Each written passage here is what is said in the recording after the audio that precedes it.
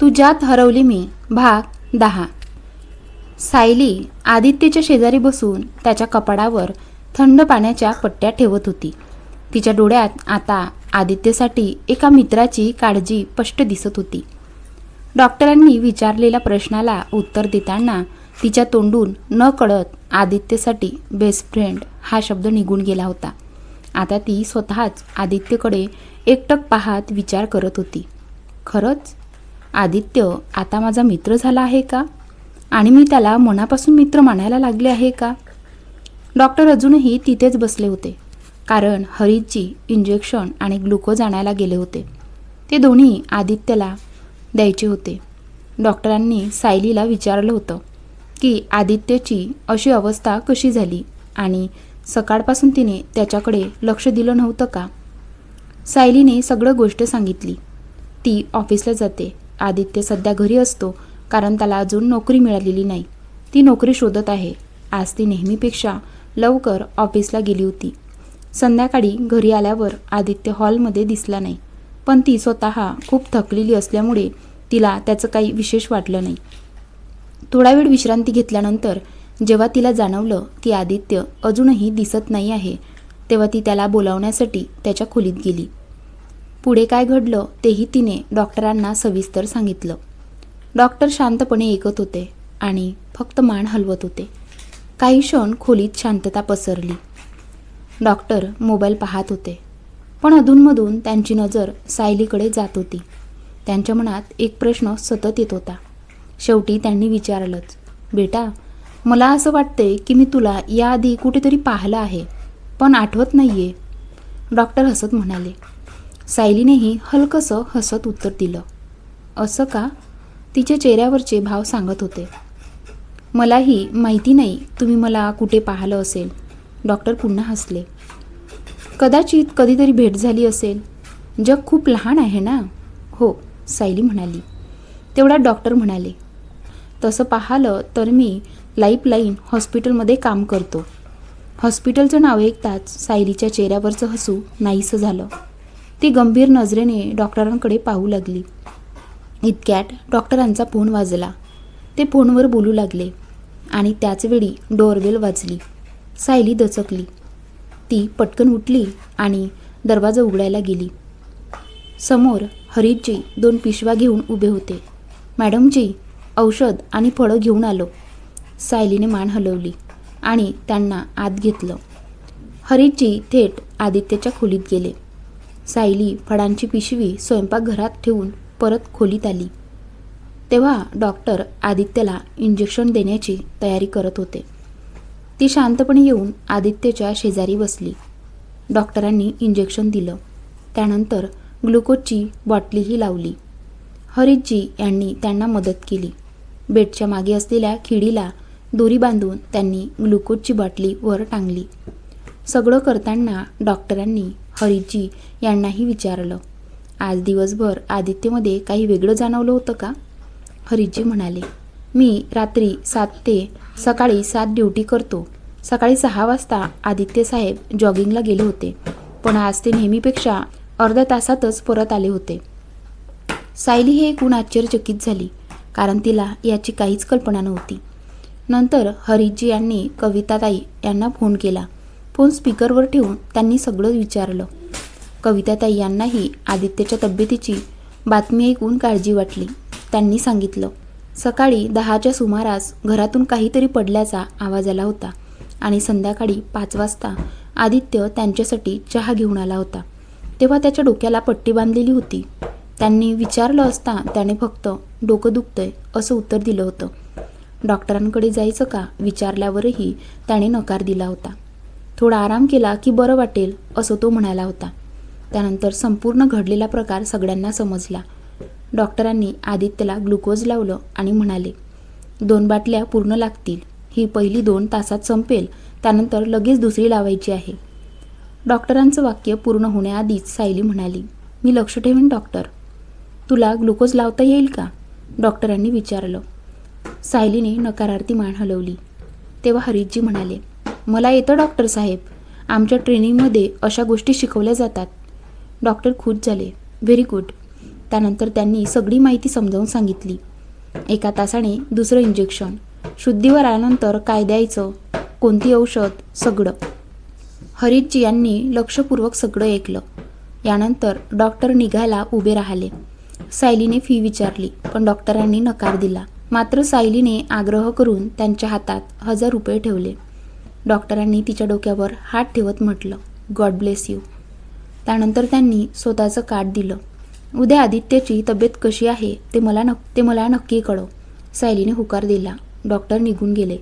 हरीशजी त्यांना सोडायला गेले आणि सायली पुन्हा आदित्यच्या शेजारी येऊन बसली. आता त्याचा चेहरा आधीपेक्षा थोडा शांत दिसत होता. तिने अलगद त्याच्या गालाला स्पर्श केला आणि तिला जाणवलं ताप थोडा उतरला होता. तरीही अंग अजून गरम होतं. तिच्या डोळ्यात पुन्हा पाणी आलं. तिने हळुवारपणे त्याचा गाल कुरवाळला. थोड्या वेळाने हरीशजी परत आले. त्यांनी टेबलावर पडलेलं फूड डिलिव्हरीचं पार्सल पाहिलं आणि लगेच समजलं सायलीने जेवण मागवलं होतं. पण आदित्यच्या तब्येतीच्या गडबडीत ती ते विसरली होती. रात्रीचे 9 वाजले होते. ते लगेच आदित्यच्या खोलीत गेले. सायली त्यांना पाहून म्हणाली, थँक्यू भाऊ, तुम्ही नसता तर मी एकटी काय केलं असतं. हरीशजी हसले. मॅडमजी, ही माझी जबाबदारी आहे. काही वेळाने त्यांनी सायलीला जेवायला जाण्यास सांगितलं, पण ती तयार नव्हती. शेवटी आदित्यचं नाव घेऊन त्यांनी तिला समजावलं. आदित्य साहेबांना कळलं की तुम्ही उपाशी राहिलात तर त्यांनाच वाईट वाटेल. आणि मग सायली तयार झाली. ती बाहेर गेली. हरीशजी यांचं टिफिन घेऊन आली. त्यांच्यासाठी जेवण वाढलं. स्वतःचं जेवणही गरम केलं. दोघं समोरासमोर बसून जेवले. संपूर्ण वेळ चर्चा फक्त आदित्यचीच होती. जेवण झाल्यावर हरीशजी पुन्हा आदित्यच्या खोलीत गेले. सायलीही थोड्या वेळाने तिथे आली. तेव्हा हरीशजी म्हणाले, मॅडम, साहेबांचे कपडे घामाने पूर्ण भिजले आहेत. असेच राहिले तर पुन्हा ताप वाढवू शकतो. कपडे बदलावे लागतील. हे ऐकून सायली चिंतेत पडली. आता काय करायचंय?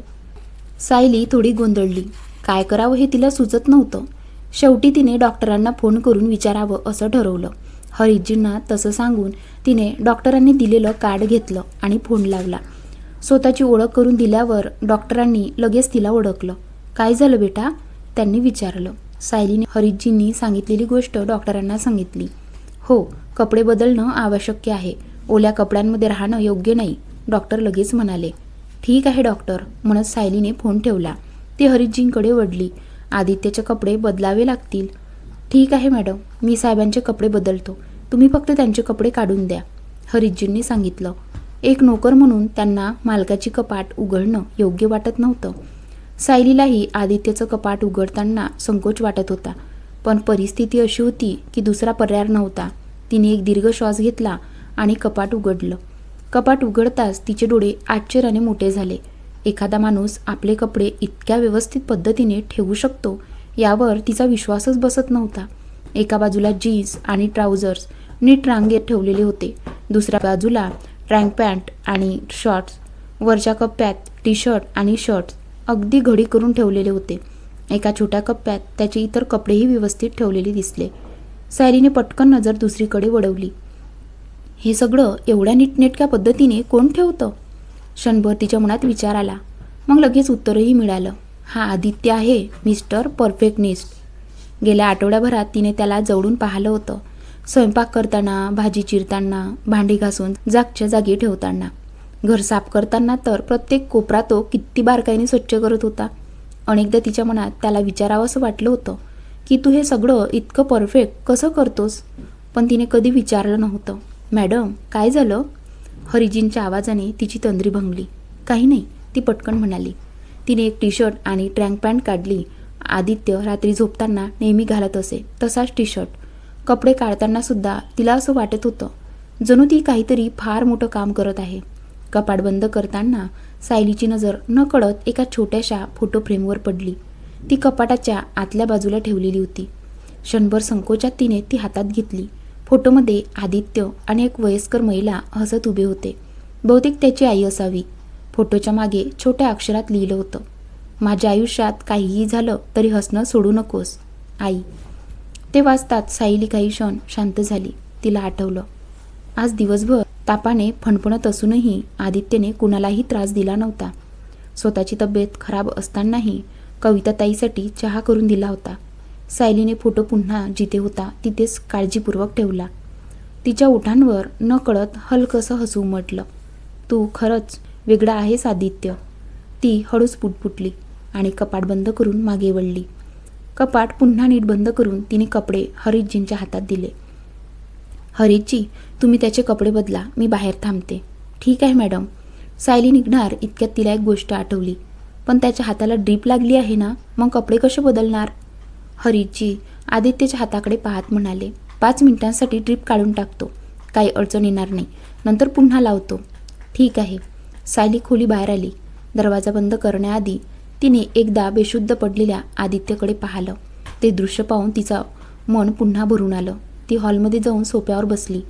डोळे मिटताच तिला काही दिवसांपूर्वी आदित्यने सांगितलेली गोष्ट आठवली. सायली, माझ्यासोबत भूतकाळात अनेकदा असं झालंय की माझं काम माझ्या डोळ्यांसमोर दुसऱ्याला देण्यात आलं.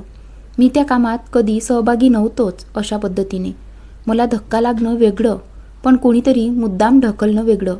माझ्या कामाबद्दल मी खूप गंभीर असतो लहानपणापासून, म्हणून जेव्हा माझ्या मेहनतीची किंमत होत नाही तेव्हा मला सहन होत नाही. मॅडम, हरिजींच्या आवाजाने सायली वर्तमानात परत आली. साहेबांचे कपडे बदलून झाले, ड्रीपही पुन्हा लावली आहे आणि दुसरं इंजेक्शन देण्याची वेळ झाली आहे. ठीक आहे. दोघे पुन्हा खोलीत आले. सायली शांतपणे आदित्यच्या शेजारी बसली. तिने त्याच्या कपाळावर हात ठेवला. त्याचे विस्कटलेले केस हळुवारपणे नीट केले. काही वेळ त्याच्या डोक्यावरून प्रेमाने हात फिरवत राहिली. डोळ्यात पाणी आलं होतं, पण तिने स्वतःला सावरलं. मॅडम, तुम्ही आता थोडा आराम करा, मी आहे ना इथे, हरीशजी म्हणाले. नाही, मी ठीक आहे, मला इथेच बसायचं आहे, सायली शांतपणे म्हणाली.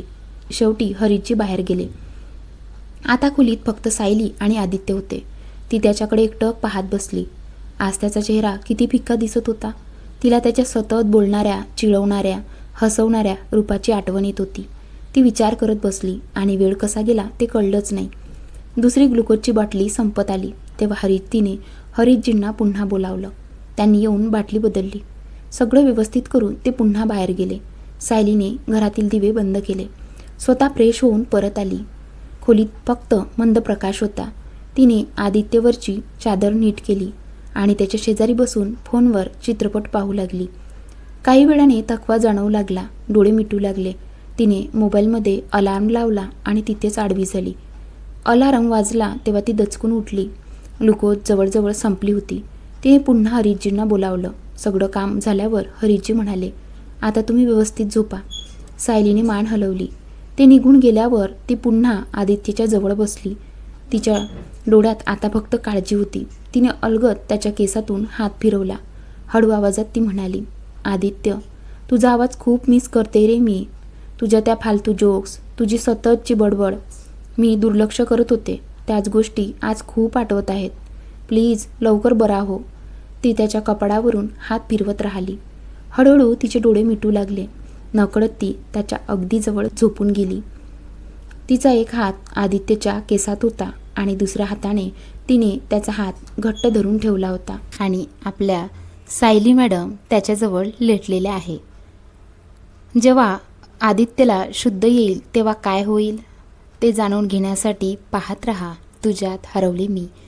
आणि आजचा पार्ट कसा वाटला ते कमेंट करून नक्की सांगा. तसेच आपल्या मित्रमंडळींना ही कथा शेअर करायला विसरू नका. आपल्या व्हिडिओला लाईक करा आणि चॅनलला सबस्क्राईब करा. चला तर मग भेटूया तुझ्यात हरवले मी या कथेच्या भाग 11 मध्ये. धन्यवाद.